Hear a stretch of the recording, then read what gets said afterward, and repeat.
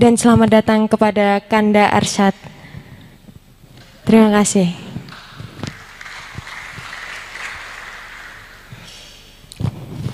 Bismillahirrahmanirrahim. Assalamualaikum warahmatullahi wabarakatuh. Selamat siang dan salam sejahtera bagi kita semuanya. Kami ucapkan selamat datang para peserta Kongres HMI ke-31 di Kota Surabaya. Terima kasih kepada yang terhormat Kanda Bahlil Lahadalia selaku Kepala BKPM RI. Yang kami hormati Kanda M. Arsyad Rashid selaku Presdir Indika Energi. Yang kami hormati para tamu yang telah hadir dan yang kami banggakan para peserta Kongres HMI ke-31. Pertama-tama, puji syukur kehadirat Allah Subhanahu wa Ta'ala karena rahmat dan ridhonya kita telah diberikan kelancaran dalam pelaksanaan Kongres HMI pada waktu ini. Kedua kalinya, sholawat serta salam tetap tercurahkan kepada Rasulullah Muhammad SAW karena beliaulah kita hari ini dapat merasakan Islamnya rahmatan lil alamin. Ketiga kalinya, perkenankanlah saya Ulil Albiratun Fitri untuk menjadi moderator pada kesempatan kali ini. Nah, sebelum memasuki acara pada hari ini, saya ingin menginformasikan kepada seluruh peserta kongres agar tetap wani patuh protokol kesehatan 3M, gawe masker, gawe jarak, gawe hand sanitizer. Selanjutnya, pada acara inti kali ini, nantinya akan ada dialog kondisi investasi dengan dua narasumber. Bisa dibilang pemateri yang paket komplit kalau membahas soal tema kali ini.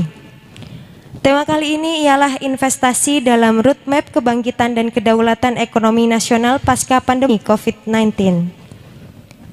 Nah, lanjut ke acara inti.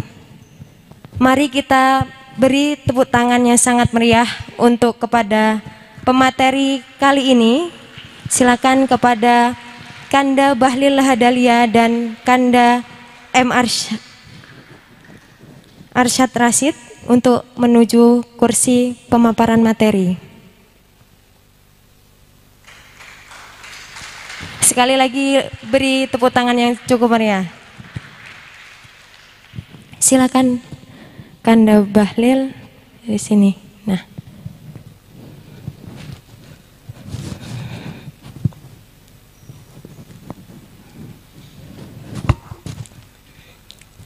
untuk mempersingkat waktu pemaparan, mohon izin ya Kanda Bahlil dan Kanda Arsyad, untuk nanti pemaparan waktunya sekitar 30 menit dan nanti akan ada sesi tanya jawab sekitar 2 orang atau 3 orang dari peserta kongres, seperti itu. Untuk yang pertama nanti untuk penyampaian pematerinya yakni Kanda Bahlil terlebih dahulu, kemudian Kanda Arsyad, seperti itu.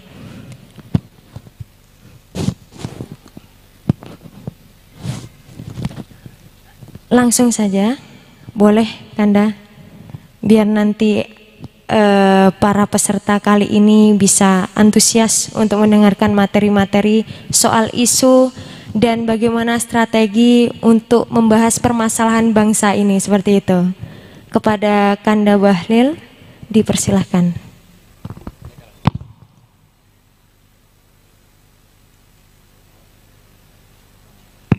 Sorry kita lupa pencet mic soalnya kalau kongres begini mic-nya harus bawa jauh-jauh, kalau tidak nanti sidang-sidangnya nggak selesai cepat.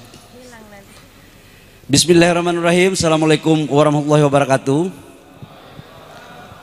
Yang saya hormati Ketua Umum PB HMI Adinda Arya dan seluruh fungsionaris PB HMI, Ketua Batko dan Ketua Cabang. Yang saya hormati Bang Arsyad, kakak saya, CEO dari Indika, Wakil Ketua Umum Kadin, yang sekarang ikut bertarung menjadi Ketua Umum Kadin periode ke depan. Kita berikan aplaus. Mewakili adik-adik, saya terima kasih karena sponsornya Indi. Ini kita mencoba untuk mendekatkan bagaimana agar bisa bagus hubungan antara HMI dan dunia usaha. Yang saya hormati anggota DPR RI Pak Mufti Anam, silakan berdiri Pak Mufti. Ini anggota DPR RI Komisi 6, Ketua HIPMI Jawa Timur, yang juga adalah kader HMI LK2 cabang Jogja. Nah, coba lihat. Ini kader HMI cabang Jogja ini. Saya didampingi juga oleh Bupati Sidoarjo, Gus Alim Hodar. Pak Bupati berdiri. Nah, ini umur 29 tahun, kader HIPMI. Kemudian saya juga didampingi oleh Bupati Gresik, Gus Yani. Ini juga kader HIPMI. Adik-adik semua. Oh, ada siapa ini tadi? Mana si komisaris? Mana Yoke? Ini komisaris pupuk petrokimia, juga kader HMI. Coba lihat. Hari ini kita bawa kader HMI semua, termasuk saya juga. Adik-adik semua, saya kenapa membawa dua bupati muda ini? Prolognya terkait dengan investasi, saya ingin mengatakan bahwa merebut kekuasaan itu penting, tetapi harus diawali dengan penguatan ekonomi. Dua bupati muda ini menjadi bupati karena mereka punya intelektual, punya leadership karena dilatih di HIPMI, dan juga punya kapital. Karena tidak cukup punya leadership, tidak cukup punya jaringan kalau tidak dibekali dengan modal yang ada. Mau jadi bupati itu bukan modal proposal. Kalau modal proposal bikin basic training, tapi kalau mau jadi bupati harus modalnya modal kapital. Adik-adik semua, saya ingin menyampaikan apa yang diperintahkan oleh moderator tentang investasi. Sebelumnya ini kelihatannya ada sabotase. Coba.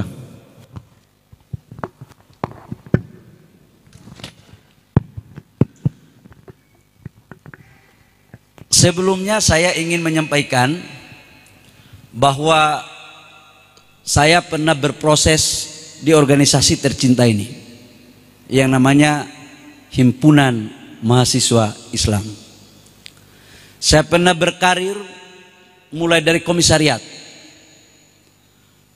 sampai dengan cabang, kemudian di Batko, dan terakhir saya menjadi bendahara umum PBHMI.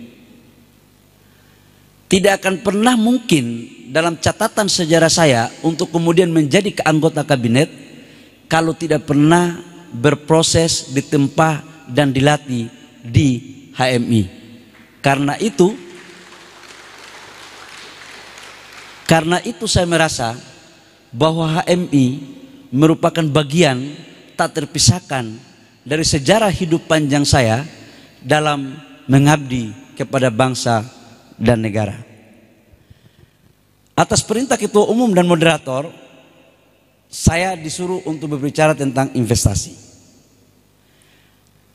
Adik-adik sekalian, sebelum saya berbicara investasi, kita harus berbicara dulu tentang siapa yang akan melakukan investasi. HMI tujuannya adalah terbinanya insan akademis, pencipta pengabdi yang bernafaskan Islam dan selanjutnya dan diridhoi oleh Allah Subhanahu wa taala. Bang Lavran Pane dan senior-senior kita yang lain telah merumuskan bahwa tujuan HMI itu yang pertama itu pencipta, baru pengabdi. Tetapi dalam konteks implementasinya, ini otokritik untuk kita ke dalam.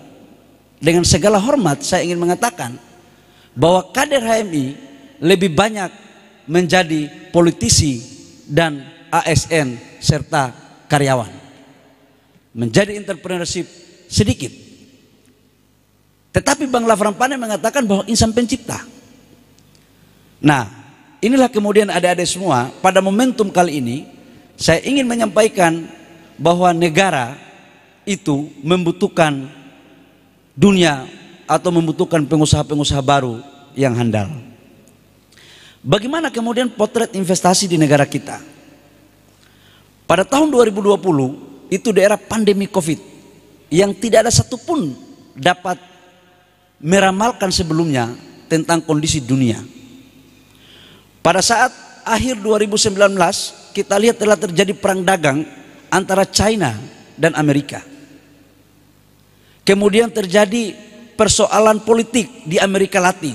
Bagaimana Venezuela, kemudian Evo Morales turun dengan dicurigai ada persoalan politik internal tentang pemilu. Bolivia. Kemudian bagaimana Timur Tengah bergejolak. Sebelum terakhir itu, Eropa juga diisukan dengan waktu itu isu Brexit, keluarnya Inggris, dan kemudian berhasil. Belum berakhir wacana itu, lahirlah pandemi COVID-19 yang hampir semua negara potret ekonominya tumbuh negatif. Kita lihat yang mampu tumbuh positif salah satu diantaranya adalah China dan Vietnam. Indonesia minus 2,19%. 2,19%. Pertanyaan berikut adalah, apakah minus 2,19% ini jelek? Saya ingin mengatakan, dibandingkan dengan negara-negara Asia Tenggara yang lain, Indonesia masih jauh lebih baik. Minus Vietnam dan China. Kemudian di akhir tahun 2020, GDP terhadap negara-negara G20, Indonesia termasuk urutan nomor 2 setelah China. Artinya ke depan Indonesia masih mempunyai harapan yang besar. Dalam konteks itu, realisasi investasi kita di tahun 2020 dari target yang diberikan kepada pemerintah kepada BKPM itu sebesar 817,2 triliun. Alhamdulillah realisasi sebesar 826,3 triliun. Naik menjadi 101,1%. Di era pandemi realisasi investasi kita masih bisa naik. Teman-teman, ini yang di luar Jawa, saya ingin menyampaikan beberapa informasi positif terhadap investasi di Indonesia. Dalam sejarah Indonesia sejak pasca reformasi, tidak pernah investasi luar Jawa itu lebih unggul ketimbang di Pulau Jawa. Di tahun ini investasi luar Jawa mencapai 50,5% atau setara dengan 417,5 triliun. Dan Jawa itu sebesar 49,5% atau setara dengan 408,8 triliun. Ini terjadi karena pembangunan infrastruktur 5 tahun kemarin di bawah kepemimpinan Pak Jokowi JK, Pak JK yang juga alumni HMI, mantan Ketua Umum HMI Cabang Makassar, itu telah mampu merubah pandangan dan tujuan para investor baik dari dalam maupun luar negeri. Dan pembangunan infrastruktur merupakan instrumen untuk menciptakan kawasan-kawasan pertumbuhan ekonomi baru yang pada akhirnya kemudian mampu menciptakan lapangan pekerjaan.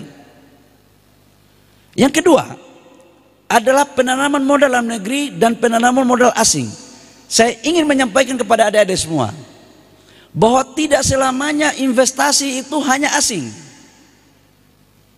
Di era pandemi COVID-19, realisasi investasi dalam negeri itu jauh lebih tinggi ketimbang PMA, sebesar 50,1% atau setara dengan 413,5 triliun, dan penanaman modal asing kita sebesar 412,8 triliun atau setara dengan 49,9%. Termasuk investasi Indika di bawah pimpinan Pak Arsyad, sehingga PMDN kita naik lebih tinggi. Kita aplaus loh untuk Indika. Nah, pengusaha-pengusaha yang berkomitmen nasionalis ini harus didorong. Dan kemudian BKPM mampu mencatat dalam rangka penciptaan lapangan pekerjaan sebesar 1.156.361 orang. Ini yang langsung. Kalau yang tidak langsung pasti lebih banyak lagi. Kemudian di negara mana saja sih tujuan investasi itu masuk? Teman-teman, yang paling besar itu adalah Singapura, yang kedua Tiongkok, yang keempat Hong Kong, yang kelima Jepang, 4 Jepang, yang kelima Korea Selatan, yang keenam Belanda, dan Amerika itu nomor 8. Nanti di sini saya minta kita debat, kita diskusi tentang investasi Tiongkok. Saya ingin forum ini kita bedah secara intelektual. Saya siap untuk mendapat kritikan dari teman-teman dan saya akan jawab secara profesional dan secara objektif.